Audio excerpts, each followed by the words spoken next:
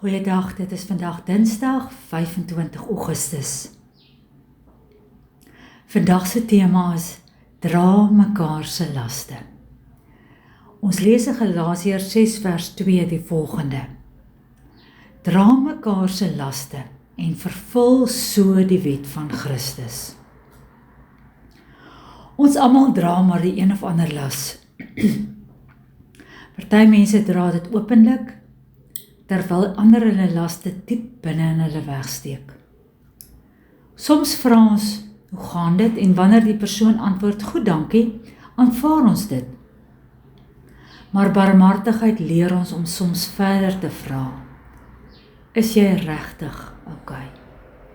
Paulus sê nie dat ons almal se probleme moet oplos nie. Hy sê, dra mekaar se laste.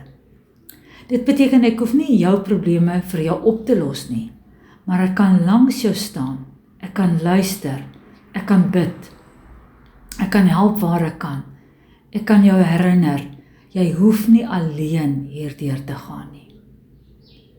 Die kerk behoort 'n plek te wees waar mense nie alleen hulle laste dra nie. Ons kan nie altyd iemand se las wegneem nie, maar ons kan weier om hulle dit alleen te laat dra. Dink daaraan aan een persoon wat tans swaar kry. Kontak hierdie persoon. Bel hom of haar, stuur vir hulle boodskap, gaan kuier, bid saam. Help om saam hulle laste te dra. Kom ons bid saam. Here Jesus, herinner my daaraan dat ek nie vir myself leef nie. Maak my bewus van die mense rondom my, wat swaar dra, stil ly en soms net iemand nodig het, om saam met hulle die pad te stap. Gee my oë om hulle nood raak te sien. Oor om te luister sonder om te oordeel. Hart wat meevoel en hande wat bereid is om te help. Here, help my om nie net te vra, wat het dit met my te doen nie, maar eerder, Here, hoe kan ek vandag help om hierdie las ligter te maak? Wanneer iemand moed verloor, laat my 'n woord van hoop bring.